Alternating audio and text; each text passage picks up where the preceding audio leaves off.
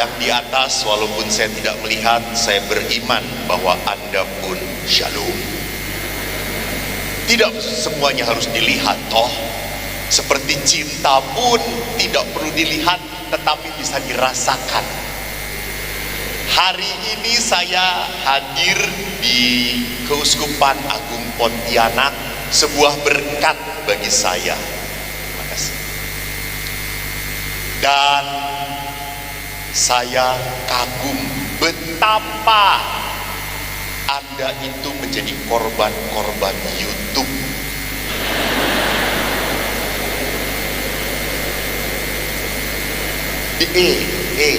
Tadi saya minum kopi yang terkenal. Hah? Ya, itu kan terkenal karena apa? YouTube.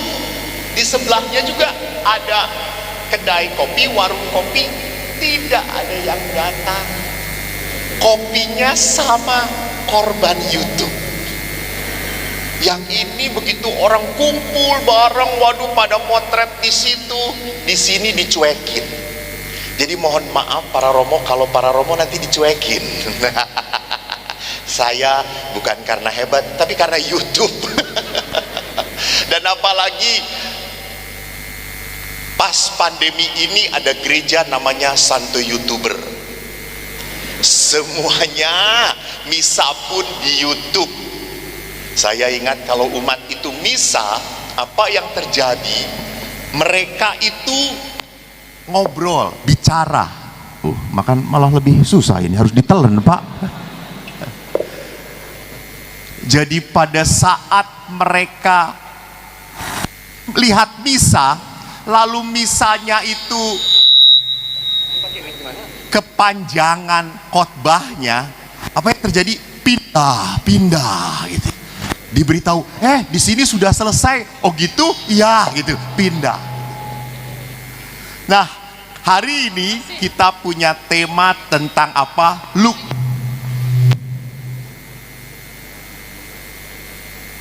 Luka dan kepahitan membawaku pada kasih dan pengampunan.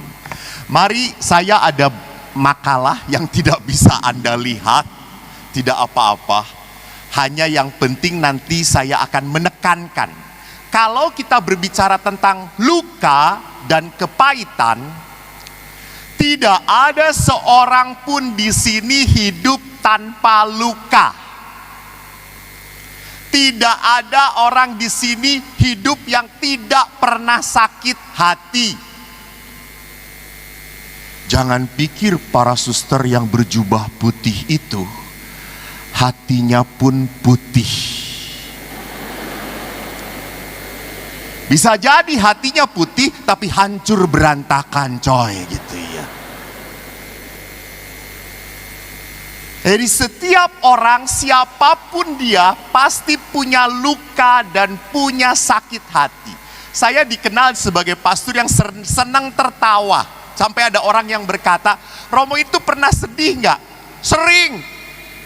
Apa yang membuat Romo sedih? Disuruh mimpin KRK, itu sedih bagi saya gitu ya. Jadi selama manusia itu normal, ada pengalaman pahit, luka. Dan bagaimana luka ini justru menjadi tempat manusia diberkati Tuhan. Ini bagus. Bapak Ibu tahu nggak? Mujizat itu terjadi kalau ada apa? Saya lihat Oma ini adalah yang datang pertama.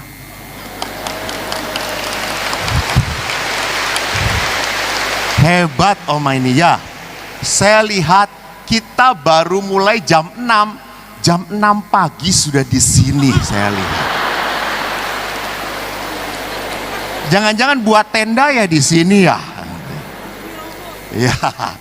Ya, Oma, kalau ada mujizat itu terjadi, harus ada apa dulu sebelum ada mujizat terjadi? Harus ada apa? Hah? Harus ada apa? Mujizat terjadi kalau ada penyakit, ada masalah. Betul toh? Tidak bisa Yesus datang-datang, Oma jadi muda lagi. Enggak. Tidak pernah. Semua mujizat terjadi karena apa? Tuhan, saya sakit. Tuhan, anakku dirasuki oleh setan. Sekarang Tuhan, aku dirasuki oleh rasa sakit hati yang tidak pernah henti-henti. Betul atau tidak? Nah, kayak gini, lihat. Betulnya tuh penuh iman, betul. Gitu ya. Lukanya mendalam banget. Orang seperti ini mau diberi retret oleh Bapak Paus pun tetap tidak bertobat.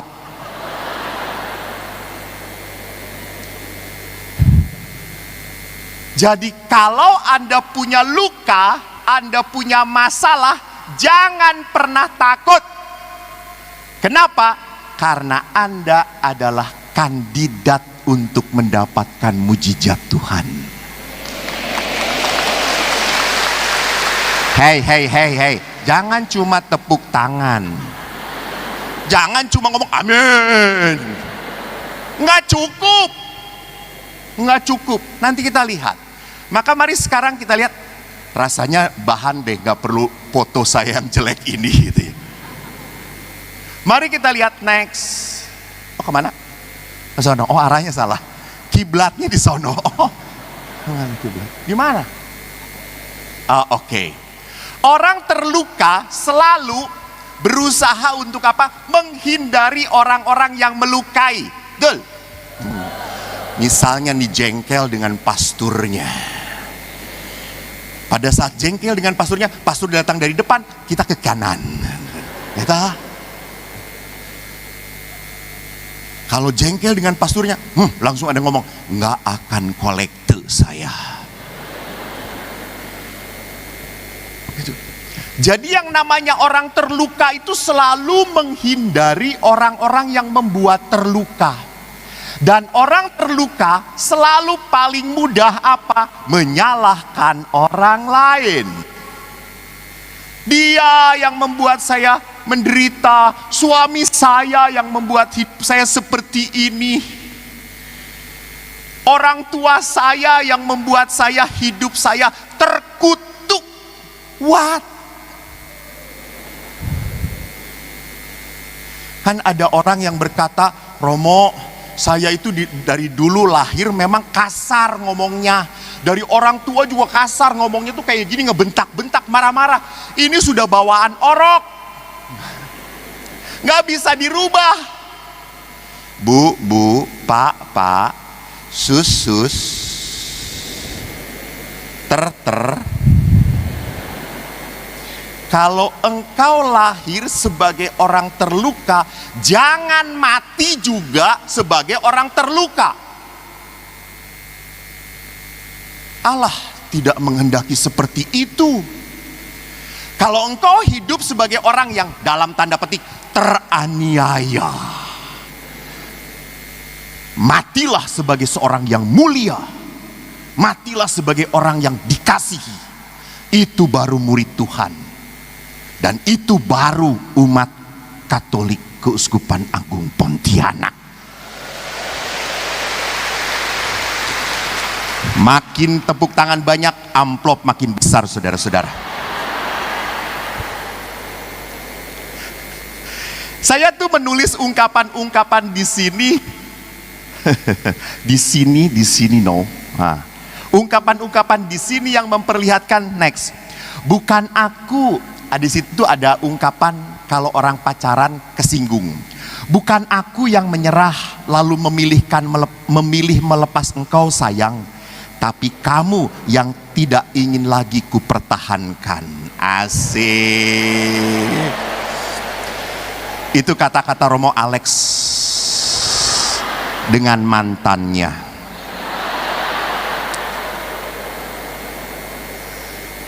Lalu mantannya pergi begitu saja. Dan akhirnya Romo Alex di dalam buku hariannya menulis kalimat yang kedua. Begini kata-katanya. Sayang, dulu aku tergila-gila untuk mengejarmu. Namun sekarang mati-matian aku melupakanmu. karena aku sudah jadi Romo Paroki Katedral.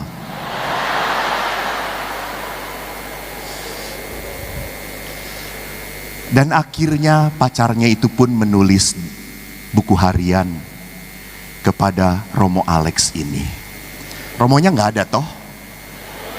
Tenang aja, nggak ada. Perempuannya ngomong gini, sayang, terima kasih.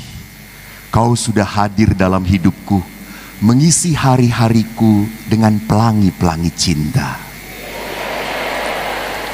Walaupun akhirnya kau pergi ke lain hati. Dan dia adalah Yesus. Dan wanita itu kelepek-kelepek. Saudaraku, lihat. Orang terluka adalah orang yang selalu melihat bahwa dirinya adalah objek penderita. Dan orang terluka, kenapa tidak pernah bisa lepas dari luka? Kenapa tidak pernah lepas dari penderitaan? Karena seperti ini. Anda lihat di sini ada sosok besar prajurit dan sosok gembala yang kecil. Ingat di perjanjian lama siapa? Daud dan Goliat. Kalau kita menatap masalah, maka saya selalu takut, gelisah, dan khawatir. Kalau saya punya masalah, saya selalu mengatakan, aduh berat banget. Kan ada orang yang mengatakan, tahun 2023 ini masa resesi, berat loh, susah loh, semuanya naik loh. Tapi tetap di mana-mana diskon, orang gila-gilaan. Anda ingat ulang tahun Holland Bakery? Terjadikah di Pontianak ini? Nggak ada Holland Bakery. Oh, saya baru tahu Pontianak ini kampung, saudara-saudara.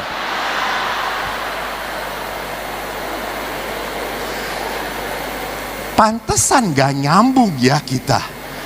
Jadi maaf, saya dari kota Jakarta yang besar dan banyak masalah. Pontianak, kampung, dan lebih banyak masalahnya. Jadi kalau kita melihat masalah, kita akan selalu takut, gelisah. Dan kalau kita melihat diri kita selalu berkata, tidak mungkin, tidak berdaya, tidak mampu. Gak bisa Romo, gak bisa. Saya paling sedih kalau sudah ada yang konsultasi, Romo saya punya masalah ini. Ya sudah kayak gitu, aduh gak mungkin, sudah dicoba. Coba yang ini juga gak mungkin gitu ya. Yang ini udah pernah gak bisa juga gitu. Terus akhirnya saya ambil pisau, nah coba yang ini. Mantap kata saya. Happening toh. Gitu ya. Jadi orang itu kenapa mengatakan tidak bisa?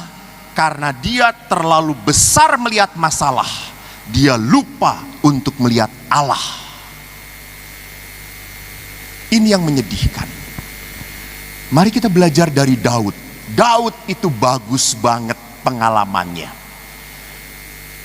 Ada di dalam kitab pertama Samuel, bab 17 ayat 1 sampai 58. Udah, saya next saja ya, operator. Nggak perlu pakai ini saya, percuma pakai itu juga. Dikatakan di bab 17 ayat 4 begini. Tampillah keluar seorang pendekar tentara orang Filistin. Oh begini.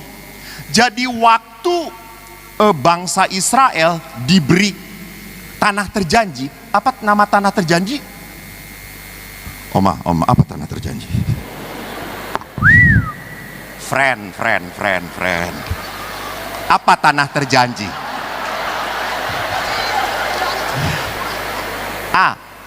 Orang Israel dari Mesir diberi tanah terjanji. Nama tanah terjanji itu adalah Pontianak.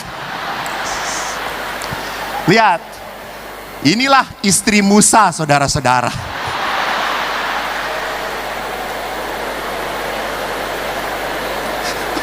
Polos banget, Pontianak. Oh, tanah terjanji itu Kanaan. Waktu mau memasuki kota Kanaan, mereka harus menghadapi bangsa-bangsa besar. Salah satu bangsa besar adalah Filistin. Maka pada saat mereka menghadapi bangsa besar, Filistin dan Israel, tentara-tentaranya berperang. Tahu berperangnya bagaimana? Mereka berperang dan tentara Israel ada di tanah Gad, di lembah. Filistin di dataran. Jadi kalau mereka menyerang, itu capek duluan. Jalan dihajar mati. Maka mereka saling menunggu. Karena akhirnya tidak pernah selesai masalahnya, akhirnya dikenal dengan apa? Pahlawan kamu siapa? Pahlawanku siapa? Jagoan kamu siapa? Jagoanku siapa? Kita beradu. Jagoanmu kalah, lu semua tunduk sama gue. Jagoan gua kalah, kita tunduk pada kamu. Maka orang Filistin mendatangkan yang namanya siapa? Goliat. Dikatakan Goliat tingginya 6 hasta sejengkal, kurang lebih 3 meter, 2 kali lipat dari saya. Saudara-saudara, saya datang ke Pontianak, banyak ibu-ibu yang kagum melihat saya. Dan orang Pontianak itu kekagumannya ngomong apa? Romo, kok lebih hitam ya dibandingkan dari YouTube? Kurang ajar kata saya itu. Beberapa mengatakan tinggi. Dan kalau Goliat itu 3 meteran, berarti 2 kali lipat tinggi saya. Dan dikatakan apa? Dia memakai baju zirah, ketopong tembaga, dan berat baju zirah itu 5.000 shikal tembaga. Baju perangnya itu beratnya kurang lebih 57 kilo. Kuat banget orang itu.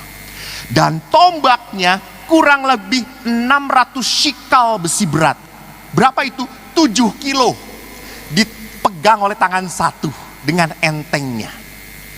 Jadi memang orang Filistin percaya banget pada siapa? Goliat. Pasti menang. Dan rupanya bukan hanya orang Filistin yang percaya, orang Israel juga percaya. Maka di ayat 10 dikatakan, next. Pula kata orang Filistin, aku menantang hari ini barisan Israel.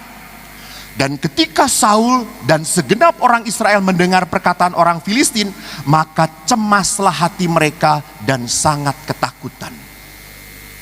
Jadi orang Filistin pun percaya kalau diadu pasti Goliat menang.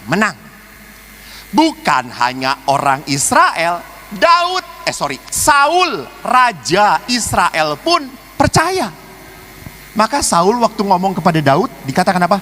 Kamu tidak mungkin mengalahkan Goliat.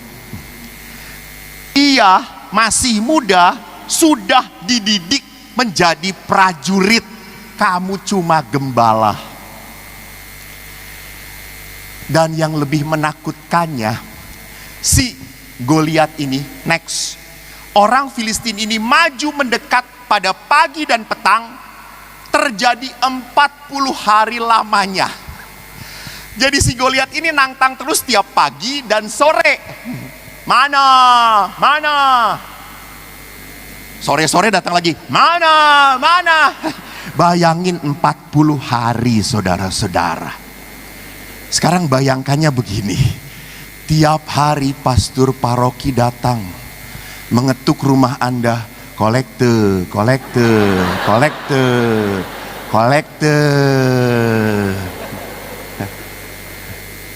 Anda memberi bukan karena rela, karena apa?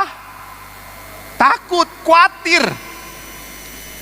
Dan si Goliat ini ngomong terus, akhirnya membuat tentara Israel makin ketakutan.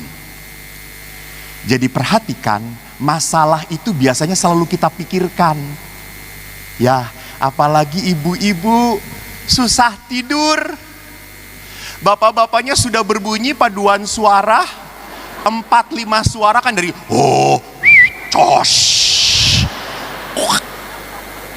atas bawah, rem bawah juga gitu bunyi terus. Dan Anda masih putar badan, putar kiri, belum tidur dan berkata, "Pah, pah." Muncullah pikiran-pikiran, kegelisahan terus dipikirkan. Karena memang wanita itu pikirannya selalu jalan.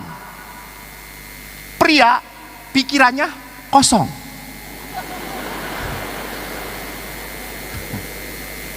Ada, jarang dipakai. Maka kalau jualan, yang paling mahal tuh pikiran laki-laki. Otak laki-laki paling mahal, karena jarang dipakai.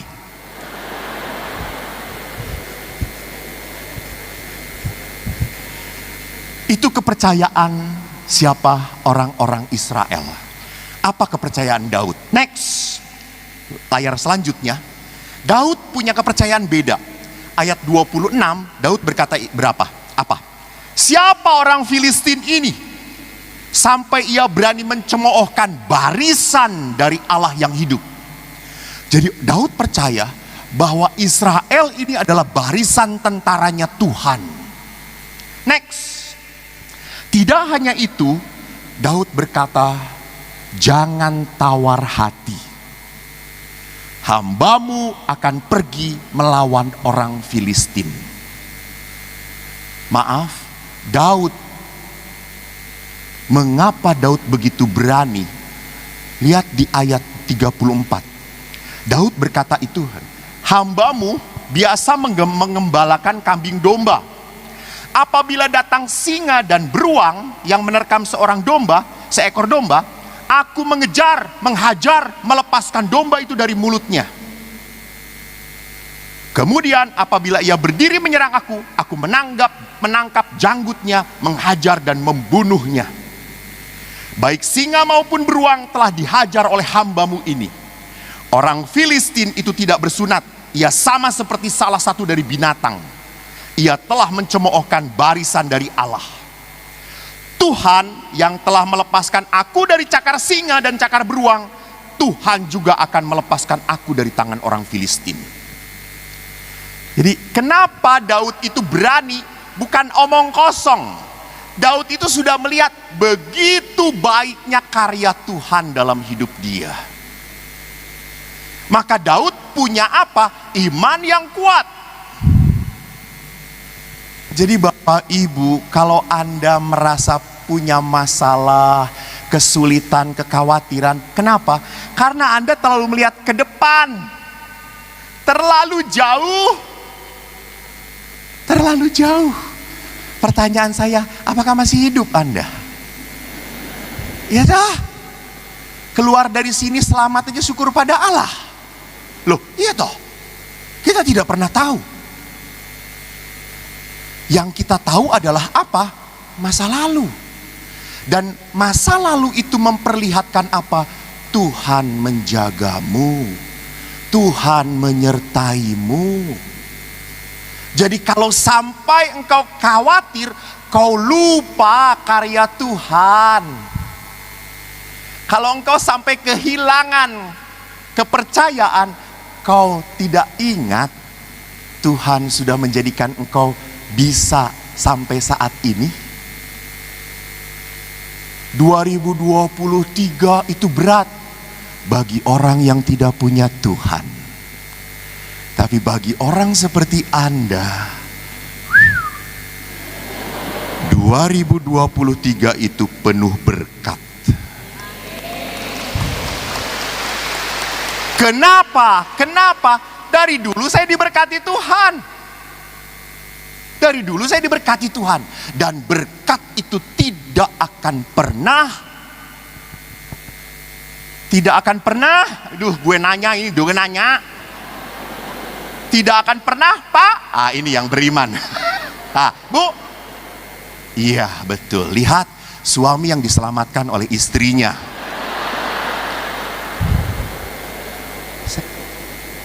Menarik, kompak. Istri masuk surga, suami ikutan.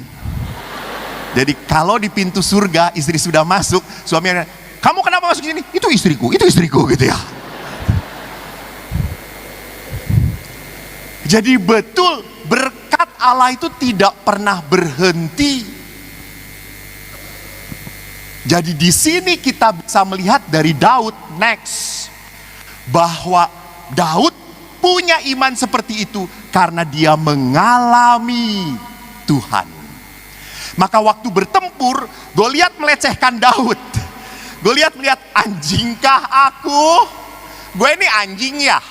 Lu bawa-bawa datang dengan tongkat dan batu 5 biji. Ngapain? Goliat percaya diri.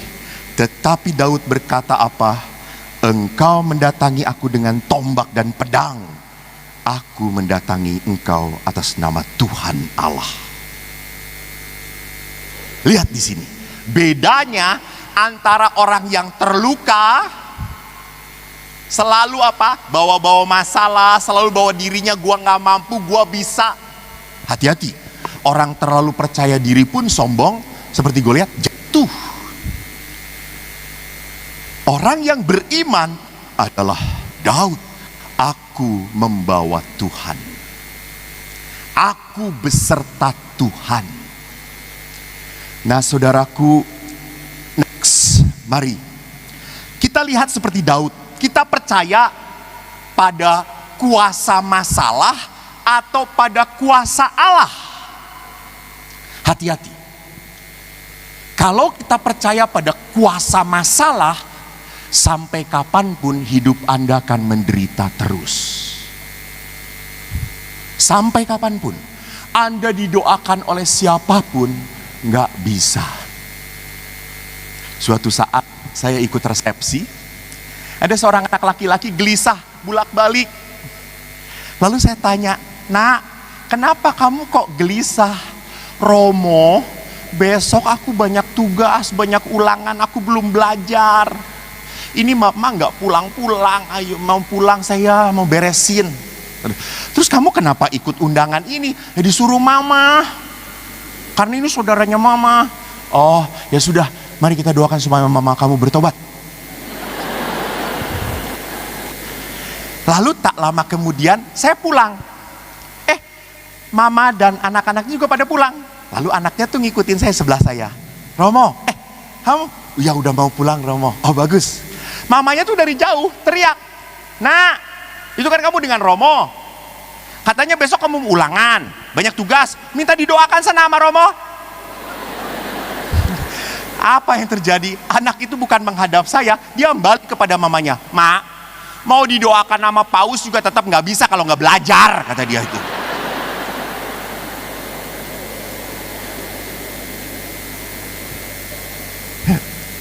Mamanya ini percaya, salah atau tidak?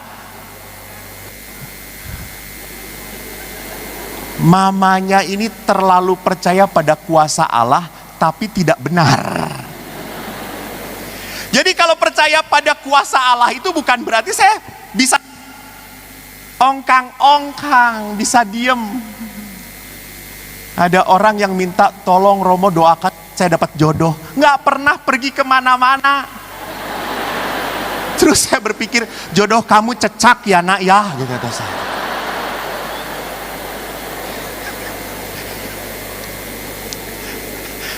Gadis lain minta juga diminta jodoh, kan biasa tuh banyak wanita-wanita yang apa namanya, karena gelisah pulang ke rumah mamanya selalu bertanya mana pasanganmu gitu ya.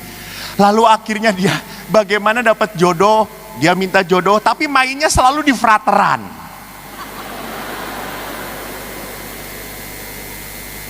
Kamu mau cari apa, kata saya itu.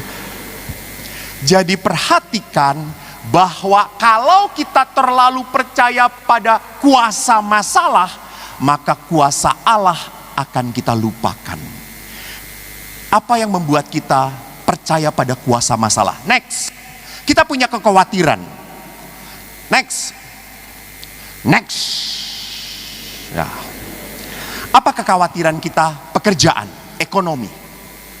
Kita suka takut. Maka apa? Kita kerja keras supaya apa? Punya penghasilan banyak. Kita kumpulkan. Kita berpikir kalau kita punya banyak, aman, nyaman. Saya suka sedih dengan bapak-bapak yang kerja keras gitu. Setelah punya banyak segala-galanya, piansui, diam aja gini. Jadi uang banyak itu hanya habis untuk beli tisu, saudara-saudara. Kasihan banget. Dia cari rejeki tapi dia lupa untuk menikmati berkat. Hati-hati. Bu, ingat ya, di dalam kehidupan ini, uang orang tua, uang anak. Uang anak ya uang anak. Maka jangan dibodoh-bodohin sama anak.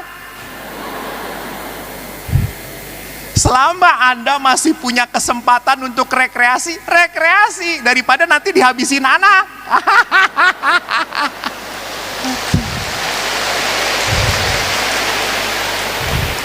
Daripada dihabisin anak, lebih baik disumbangkan ke gereja. Upahmu besar kalau pasturnya masuk surga.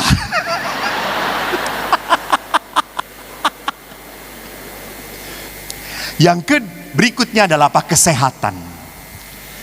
Next, sering kali kita punya kesehatan yang tiba-tiba rapuh, tiba-tiba sakit, nggak bisa jaminan. Kita olahraga, belum tentu besoknya sehat. Ada yang olahraga mati, ya toh? Tidak ada yang merokok mati. Dengan demikian, merokok lebih sehat daripada olahraga.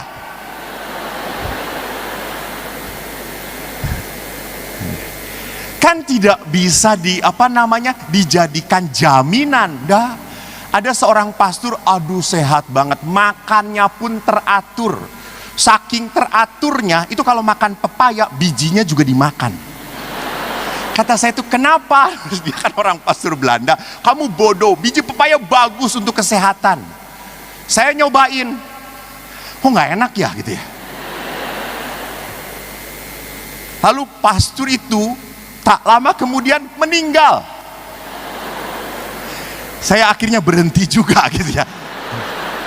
Jangan-jangan diketemukan penuh pohon pepaya di sini gitu ya.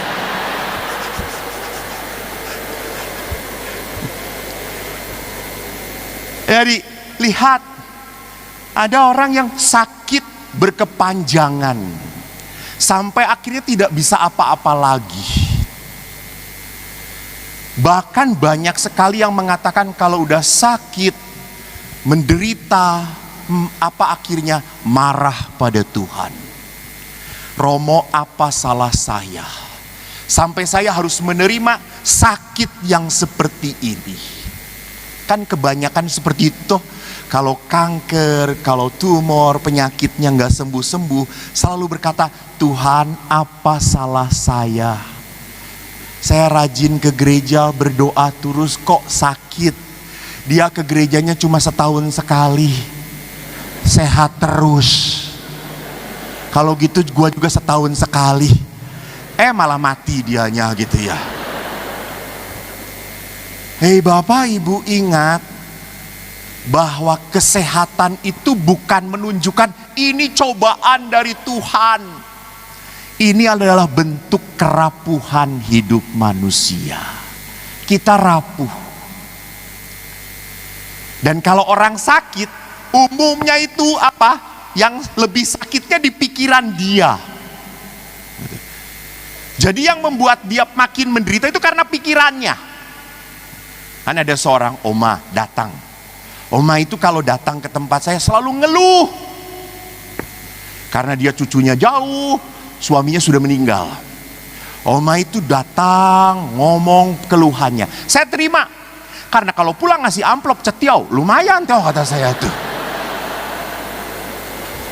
Daripada ibu-ibu cantik datang nggak ada apa-apanya. Dan oma terus itu. Ibu-ibu cantik cuma dipandang tapi meninggalkan jejak yang tidak menikmati gitu, tidak bisa gitu. Oma itu ini Romo angpaunya, jangan repot-repot Oma, nggak apa-apa, uang jajan, uang rokok gitu ya. Kalau Oma itu ngasih uang permen cetiau, you know. Lalu suatu saat oma itu mengeluhnya membuat saya tertawa. Dia mengatakan, Romo, saya udah gak tahan hidup. Kenapa, Mak? Sakit, saya mau mati aja. Terus saya ngomong, jangan lupa buat surat wasiat. Cantumkan nama saya, kata saya tuh. Si Romo ini. Kenapa sakitnya? Saya sakit dari kepala sampai kaki sakit semuanya, Oma. Romo. Terus itu, coba pegang kepalanya. Dia pegang pakai jarinya. Dia bilang, coba pegang kepala. Aduh. Iya ya. Lalu saya berkata, coba pegang dadanya. Au. Coba pegang lutut. Aduh. Terakhir, tangan pegang. Wih, iya. Lalu saya pegang, saya lihat jarinya bengkak, saudara-saudara.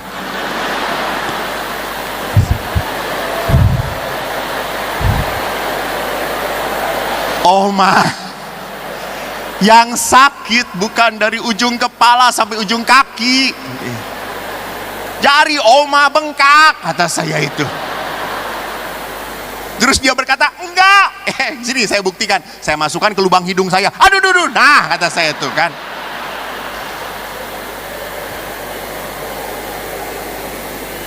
Lihat, saudara-saudara. Kalau orang sakit, pikirannya akan semua badannya jadi sakit. Karena apa? Karena kalau orang terhisap oleh masalah, dia lupa untuk melihat berkat Allah. Maka next, rasa sakit yang paling sulit dihadapi adalah apa? Rasa sakit kecewa, marah, yang tak tuntas. Sebelumnya Mas. Kemarahan sering terjadi antar pasangan suami istri. Itu yang menyebabkan luka. Suami diam saja, istri banyak omong. Emang diciptakan seperti itu, saudara-saudara, gitu ya. Itulah sebabnya kalau rekreasi pastur, saya pernah rekreasi dengan pastur 5 hari dengan para pastur, seperti retret, saudara-saudara. Tenang semuanya. Paling-paling kan pastor? Panas ya? Iya. Kita kemana lagi? Nggak tahu. Kita makan apa? Yang enak aja di sini. Laki-laki, you know. Kalau perempuan ziarah dengan ibu-ibu, saudara-saudara, 3 hari 3 malam, ngomong semua punya apa? Langsung makan di sini enak, makan di situ enak. Jadi kalau saya habis ziarah 3 hari, pulang ke pastoran, langsung saya buang semuanya. Efek-efek negatif dari kepala saya. Jadi masalahnya, saya itu butuh teman untuk diajak bicara, tetapi pasangan capek. Karena yang dibicarain hal-hal itu saja. Itu lagi. Dan kalau ngomong pun selalu salah. Betul para suami? Karena istri itu adalah apa? Tidak pernah salah. Ingat itu. Ini hukum utama dan pertama. Anda mau ngomong kepada istri kayak gini, sudah kamu nggak tahu apa-apa. Lalu suami, ya udah diam. Pernah seorang suami, waktu pacaran pastor dia tuh banyak sekali, kita cerita bareng-bareng. Tapi pastor setelah 15 tahun suami saya tuh diem aja. Kenapa ya pastor? Lalu saya tanya ke suami, Pak kenapa? Waktu pacaran Bapak banyak omong, cerita-cerita. Sekarang setelah berumah tangga, Bapak jarang ngobrol. Romo lihat istri saya. Bagaimana mungkin saya bisa ngomong? Nggak sempet, nggak ada pause. Kayak pidato. Saya ngomong, mah, sebentar, dengerin dulu. Maka suatu saat Ada seorang opa, lalu si istrinya itu ngeluh, Romo, suami saya itu budak sekarang. Tolong doakan Romo supaya tidak budak dan dia disembuhkan oleh Tuhan. Lalu saya deketin suaminya, Pak, saya doakan. Lalu suaminya bilang, jangan, biarin saya budak, itu berkat dari Tuhan, katanya.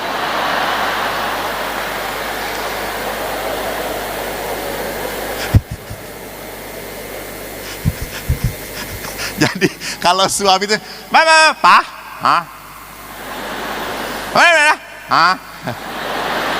mau duit? Mau.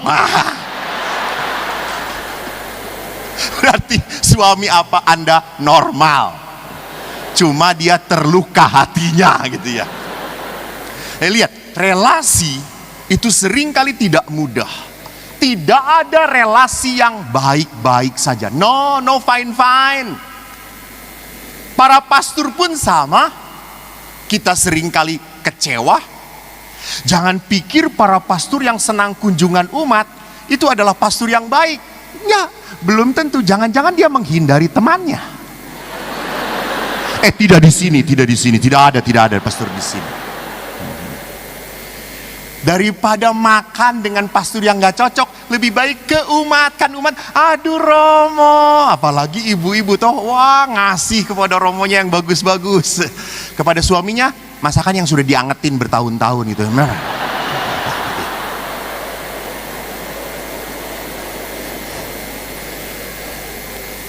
Bapak Ibu, saudara-saudariku, ingat, jangan pernah percaya pada kuasa masalah. Percayalah pada kuasa Allah. Lihat janji Allah di dalam surat Rasul Paulus kepada jemaat di Filipi. Bab 4 ayat 4 sampai 7. Bersukacitalah senantiasa dalam Tuhan. Sekali lagi kukatakan, bersukacitalah. Bagus banget. Tuhan itu ngomong bersukacita dalam Tuhan. Hendaklah kebaikan hatimu diketahui semua orang. Tuhan sudah dekat. Janganlah hendaknya kamu khawatir tentang apapun. Nyatakan semuanya, segala hal, keinginanmu kepada Allah dalam doa dan permohonan dengan ucapan syukur. Damai sejahtera Allah yang melampaui segala akal akan memelihara hati dan pikiranmu dalam Kristus Yesus. Saya paparkan, ini kuasa Tuhan. Ini janji Tuhan. Dan Anda tahu, di dalam kitab suci, konon katanya, ahli kitab suci mengatakan ada 7.000 janji Tuhan. Setelah Adam dan Hawa berdosa pun, Allah tetap berjanji memberkati. Setelah Kain membunuh Habil, Kain pun tetap diberkati, dilindungi Tuhan. Nuh, Abraham diberi janji oleh Tuhan. Tetapi ingat, janji itu ada syaratnya. Berkat Tuhan itu adalah dari Allah. Berkat itu gratis. Tapi berguna atau tidak tergantung Anda. Tergantung Anda. Jadi kalau Anda sudah diberkati, ya, oke. Itu tanda saya sebentar lagi harus selesai gitu ya. Jadi kalau Anda sudah diberkati, jangan pernah lupa berkat itu akan lestari kalau kau memenuhi janji Tuhan. Maka ingat, kalau Tuhan berjanji, marilah kepadaku kamu semua berbeban berat, aku akan memberikan kelegaan kepadamu. Pikulah kuk yang kupasang dan belajarlah daripadaku. Jadi Allah itu memberikan kelegaan, tetapi tetap pikulah kuk yang kupasang. Jadi bukan berarti kalau Allah memberikan kelegaan kita bisa lepas dari penderitaan. No. Saya kemarin bicara ya di malam gala dinner. Allah itu tidak menjanjikan hidup yang nyaman, yang enak, yang gampang. Allah itu menjanjikan apa? Kekuatan. Jadi Bapak Ibu yang terkasih, kalau Allah berjanji, maka kita harus melakukan apa yang Tuhan mau. Kau akan terbebas dari lukamu, tetapi apa? Ampunilah yang menyakitimu. Kau akan diberkati oleh Tuhan, bisnismu lancar, asal kau percaya padaku. Maka saya kalau mau memberkati tempat usaha, Romo tolong berkati tempat usaha saya. Saya tanya, kamu percaya nggak tempat usaha kamu membawa berkat untuk keluarga kamu? Kalau jawabannya, ya terserah nanti aja, nggak jadi gua berkatin. Loh, ngapain dia buat usaha tanpa iman? Kalau mau melakukan sesuatu dengan iman, percaya. Karena Allah ingin melihat imanmu. Karena Allah ingin melihat kesetiaanmu. Maka pada saat kau memegang kesetiaan, kau memegang janji Tuhan, maka Allah akan menunjukkan. Jadi itu terbalik ya dengan Tuhan itu. Jangan Tuhan kasih bukti dulu, kasih tanda, baru gue percaya. Kampret. Gue Tuhan, lu buatan gue. Percaya dulu, baru gue kasih. Itu kerjanya Tuhan. Allah menuntut kita untuk apa? Percaya.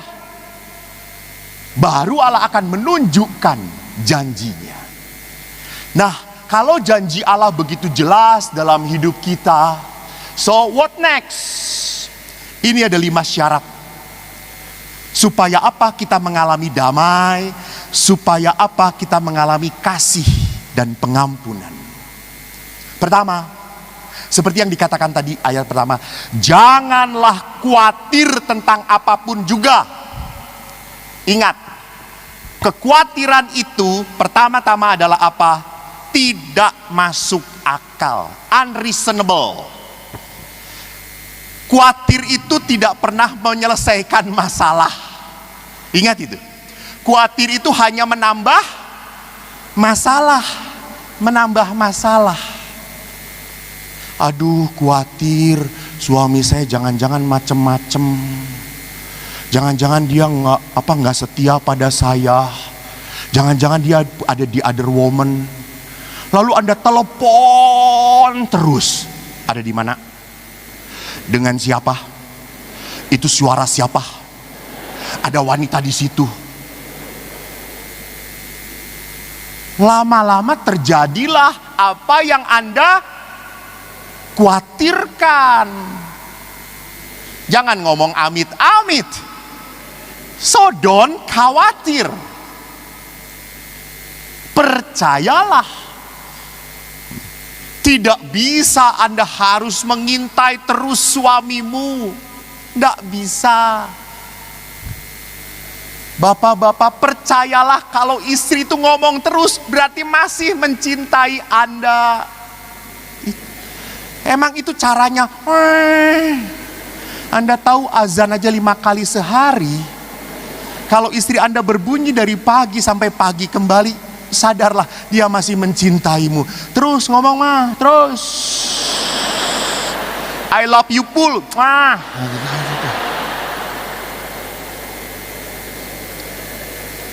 Hei Bapak Ibu, Bapak-bapak, kalau istri Anda ngomong terus peluklah dia. Mah istirahat dulu sebentar ya. Kasih minum, Mama istirahat dulu. Minum. Narik napas dulu. Setelah habis, ayo ngomong lagi.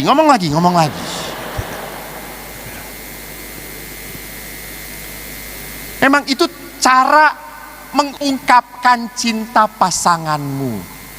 Jadi khawatir sekali lagi. Bahkan di dalam Injil Matius, Yesus berkata apa? Aku berkata kepadamu, jangan khawatir akan hidupmu. Akan apa yang kamu makan minum, akan apa yang ada pada tubuhmu. Bukankah hidup itu lebih penting daripada makanan, dan tubuh itu lebih penting daripada pakaian? Jadi saudara-saudaraku, Kita hidup itu adalah berkat indah dari Tuhan. Kita masih diberi tubuh yang sehat. That is the first blessing from God. Nikmatilah, nggak perlu khawatir. Dan kalau Anda khawatir akan sesuatu yang tidak bisa dirubah dalam hidup Anda, berarti Anda bodoh. Bodoh. Udah jelas-jelas gak bisa dirubah, gak perlu dipikirin. Terimalah. Ya Pak. Jadi jangan pernah merubah istri Anda supaya tidak cerewet. No. Mati dia.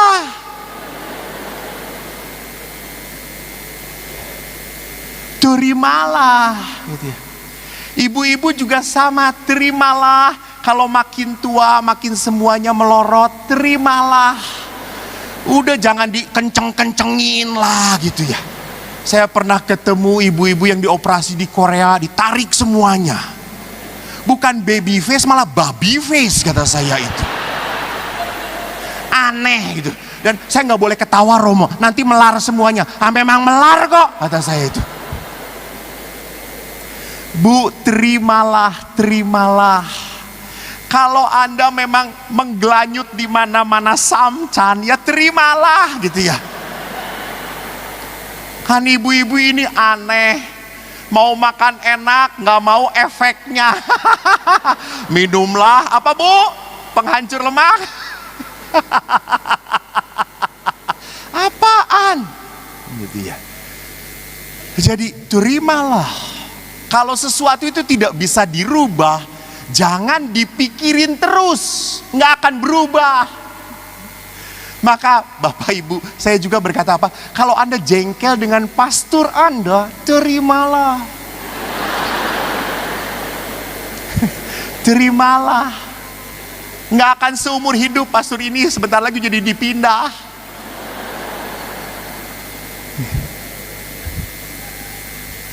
Sama. Kalau Anda punya penyakit yang tak tersembuhkan, belajarlah untuk apa? Tuhan, ubahlah hatiku, bukan ubah penyakit ini. Angkatlah. Maka pada saat kita bisa seperti itu, kita akhirnya apa? Bisa terlepas dari kekhawatiran. Yang kedua, kekhawatiran itu sifatnya unnatural. Bukan bawaan lahir.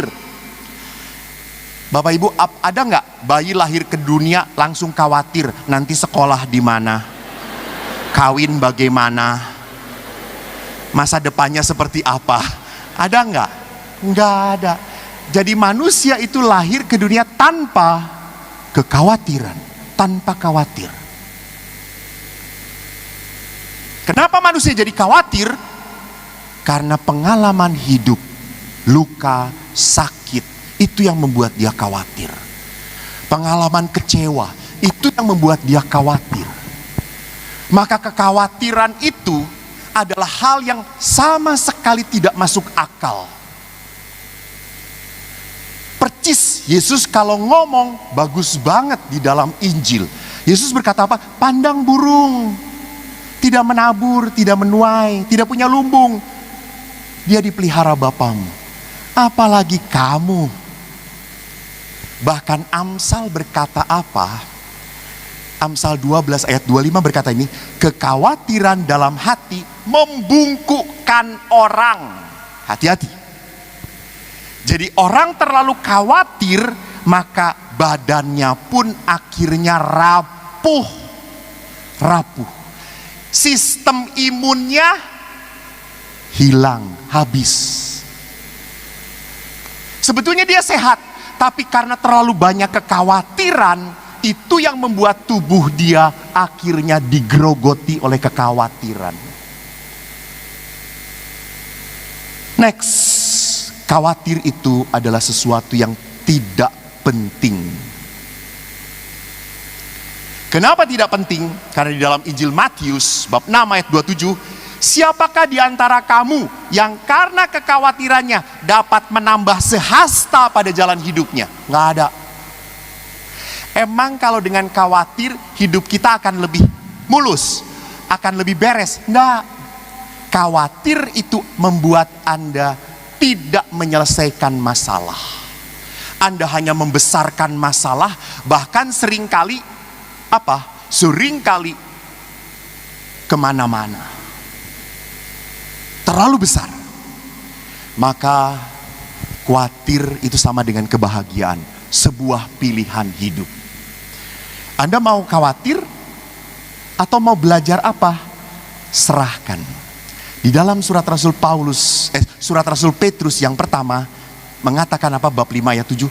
Serahkan segala kekhawatiranmu kepadanya, sebab Allah yang memelihara kamu. Lihat, kita ini dipelihara Allah. Jadi Bapak Ibu, halo orang Katolik Pontianak, kalau Anda sampai khawatir, Anda adalah orang ateis. Anda tidak percaya Tuhan. Kita itu dipelihara Allah. Maka kita jelas hidup kita sekali lagi tidak masuk akal kalau kita khawatir. Yang kedua, supaya kita mendapatkan kasih, pengampunan, damai, sukacita adalah apa? Yang kedua, tadi dikatakan, nyatakanlah dalam segala hal keinginanmu kepada Allah dalam doa dan permohonan. Jadi, berdoalah setiap saat. Bicarakan semuanya pada Tuhan. Kalau engkau panik, berdoalah. Kalau engkau khawatir, puji-pujilah Tuhan. Maka Yakobus berkata apa? Kamu tidak memperoleh apa-apa karena kamu tidak berdoa. Maka berdoa itu adalah apa? Saat Anda berkoneksi dengan Tuhan, berhubungan dengan Tuhan. Saat seorang anak diam di dalam bapaknya, itu nanti kita rasakan di adorasi. Coba bicarakan. Ada juga sih ada yang ngomong gini, Romo, saya tuh sudah ngomong dengan Tuhan, tapi Tuhan tidak menjawab apa-apa. Terus saya berkata, lu kalau Tuhan turun dan menjawab kamu, mati lu.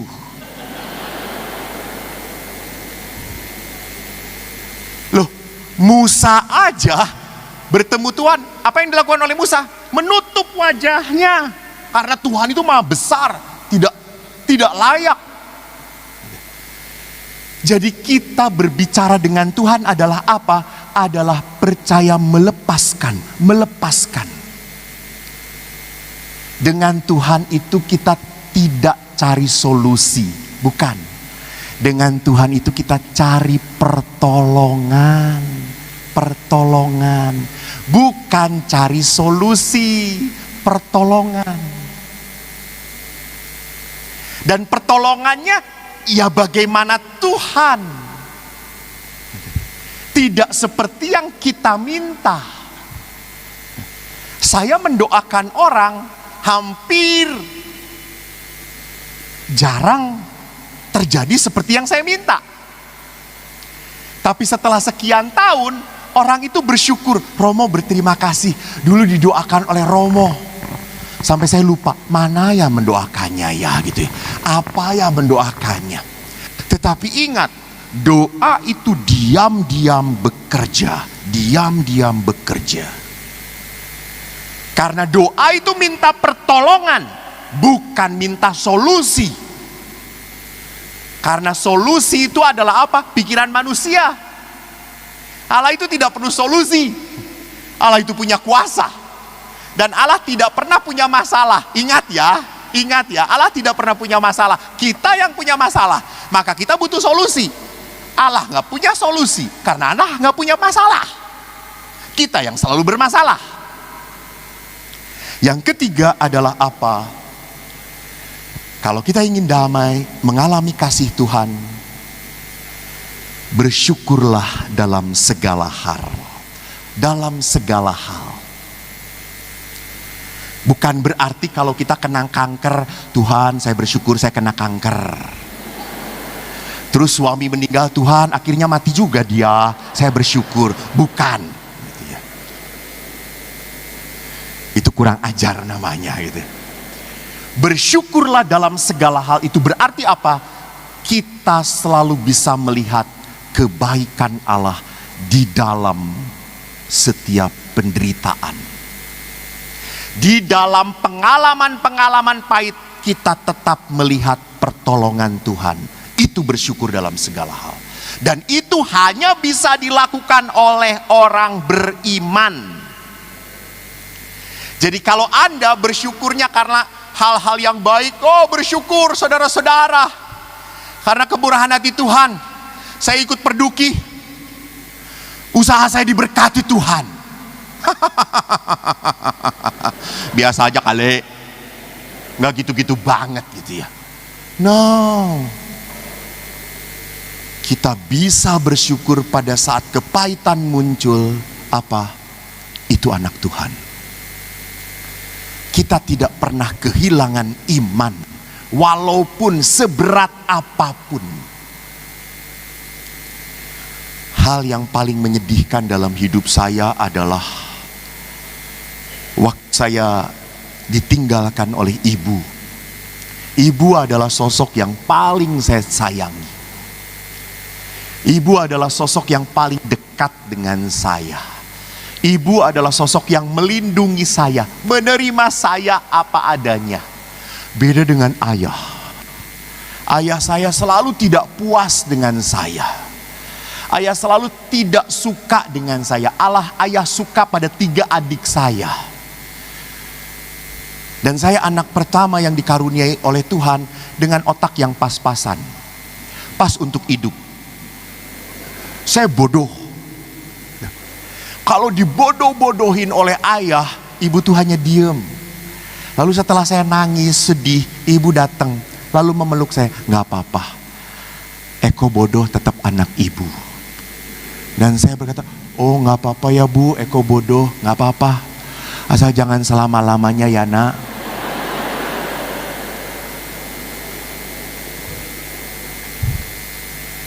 Waktu saya kecewa, mau keluar dari seminari, saya datang pada ibu. Ibu langsung mendoakan, nak terserah. Kamu keluar dari seminari, kamu tetap anakku, tetap. Tapi ibu mendoakan kamu terus tiap hari. Kata-kata itu membuat saya apa? Kembali lagi, saya mau jadi pastor lagi. Karena sayangnya, saya kemana-mana keluar negeri selalu cari oleh-oleh untuk ibu yang paling mahal. Kalau kasih liontin $500 pun gua beli untuk ibu. Bapak, rosario saja. Harganya $1 kan ada rosario gitu. Kalau ayah berkata, mana oleh-oleh? Nih rosario. Berapa ini? $1 kata saya tuh.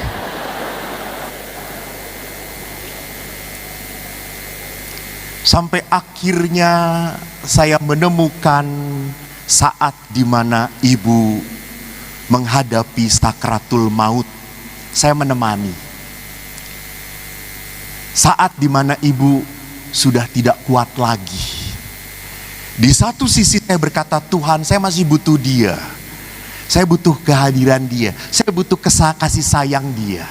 Tapi ibu sudah sakit begitu lama. Dan akhirnya saya tanya pada dokter, kenapa dok?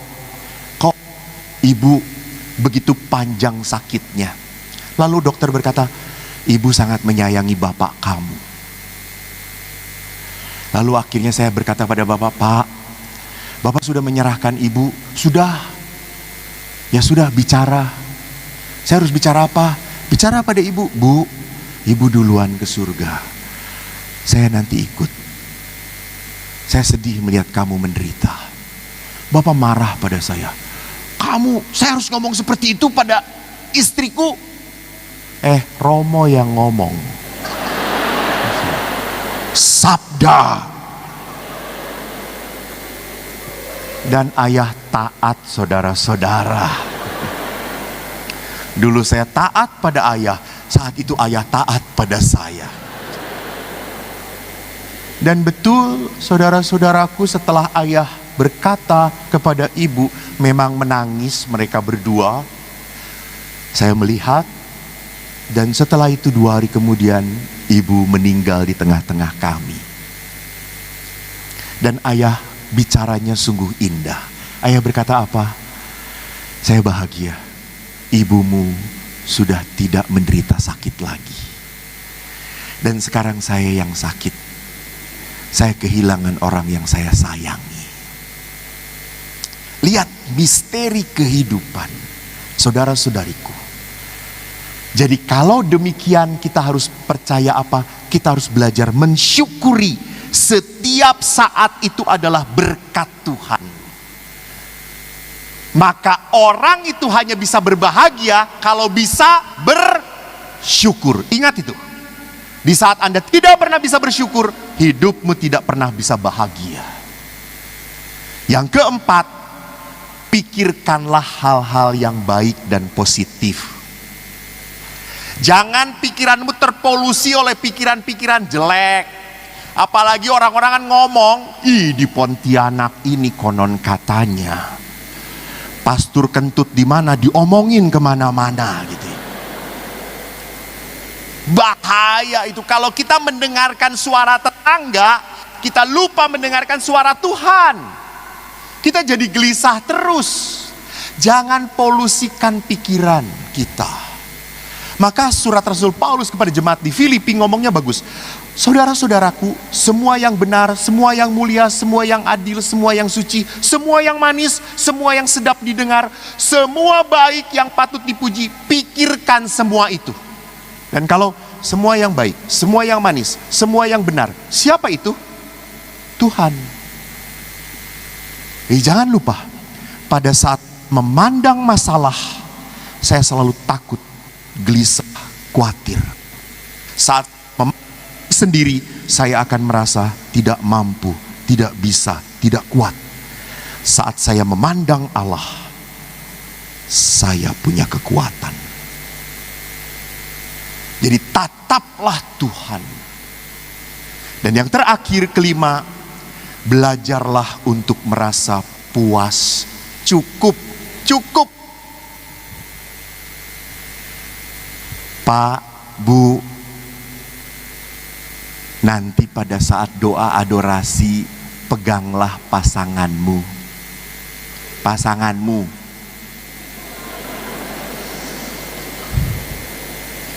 Jangan salah pasangan. Para romo jangan saling memegang.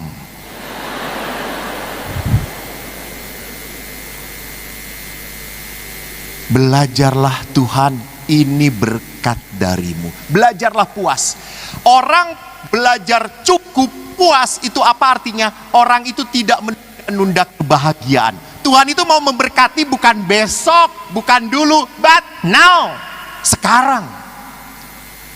Maka kalau kita tidak pernah merasa cukup, puas, kita tidak akan pernah merasa diberkati. Saya sedih kalau diajak makan sama umat itu, Romo yuk makan gitu. Makanannya belum nyampe udah, salah, kenapa di sini ya? Padahal di sana itu lebih enak, Romo. Ya Allah, ini aja belum dimakan, masih ribut gitu. Ini orang yang tidak bisa cukup, nikmati. Jadi Allah itu mau memberkati kapan? Saat ini. Jadi Bapak Ibu jangan pernah lupa, jangan pernah menunda-nunda tindakan cintamu pada orang yang kau sayangi. Jangan berkata, nantilah gua akan sayangi suami saya, nantilah suami saya akan saya peluk, istri saya akan saya puji. Anda akan menyesal kalau suara Anda nanti. Saya kemarin pada saat Sinja, saya terharu waktu kita misa Sinja di paroki, lalu ada anak-anak orang tua yang memeluk berbagi kasih. Tiba-tiba saya ingat ayah tinggal sendirian. Lalu saya berkata, saya mau ngasih angpau kepada ayah. Padahal ayah tidak pernah ngasih uang jajan pada saya. Ingat cerita saya minta sepeda pun harus nilai matematikanya 9. Dan saya berkata, ya sampai mati juga saya nggak akan dapat sepeda gitu ya. Karena nilai matematika saya 34. Kecuali kalau ditambah-tambahkan saya bisa 9, kata saya itu.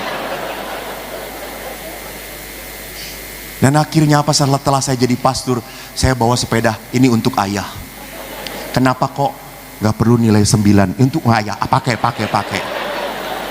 Kenapa kamu baik? Karena gue Romo.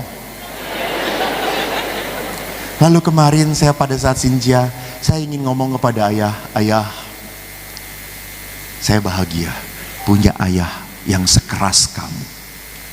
Saya bisa jadi Romo seperti ini karena ayah keras pada saya. Karena ayah disiplin dengan saya. Lalu waktu saya pulang beberapa hari yang lalu, saya beri angpaunya. Dan ayah memeluk saya. Dia berkata, terima kasih. Dan dia tidak menangis.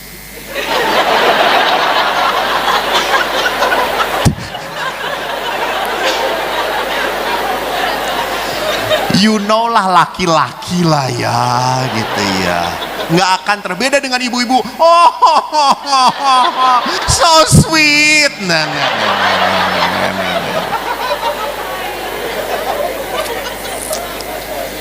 Ayah saya tidak terharu, tidak apa-apa, cuma terima kasih. Terima kasih. Udah, cukup.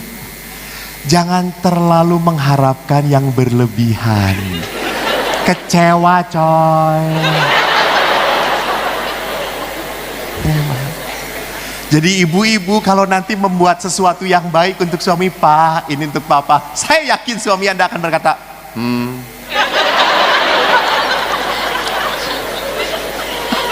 siramlah dengan air panas, saudara-saudara.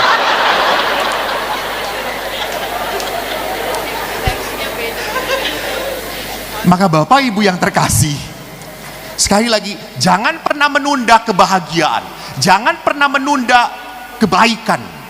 Lakukan saat itu.